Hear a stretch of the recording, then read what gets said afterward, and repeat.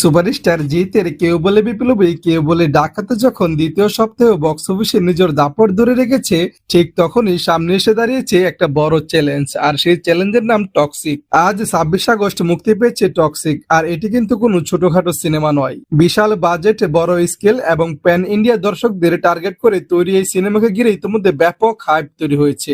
সবচেয়ে বড় বিষয়, মুক্তির আগেই কলকাতা থেকে টক্সিক 2 কোটি টাকারও বেশি কালেকশন করে ফেলেছে, যা সিনেমাটার শুরুতেই শক্তিশালী বক্স অফিসের পটেনশিয়ালের ইঙ্গিত দিচ্ছে।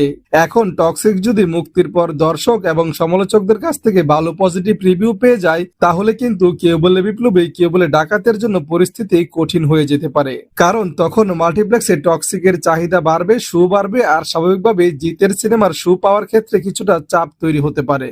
আর সবচেয়ে বড় বিষয়, টক্সিকের যদি দুর্দান্ত ওপেনিং এর সঙ্গে পজিটিভ ওয়ার্ড অফ মাউথ তৈরি হয়, তাহলে এটি সত্যি জিতের সিনেমার গলার কাটা হয়ে উঠতে পারে। তবে ছবির অন্য একটা দিকও রয়েছে। যদি কোনো কারণে টক্সিক দর্শকদের প্রত্যাশা পূরণ করতে না পারে কিংবা নেগেটিভ রিভিউ পায়, তাহলে সেটা কিন্তু জিতের কেউ বলে বিপ্লবী কেউ বলে ডাকাতের জন্য একেবারেই সোনায় সোহাগা। কারণ তখন দ্বিতীয় সপ্তাহে শক্তভাবে দর্শক ধরে রাখা জিতের সিনেমার সামনে প্রতিযোগিতা তুলনামূলকভাবে অনেকটাই সহজ হয়ে যাবে।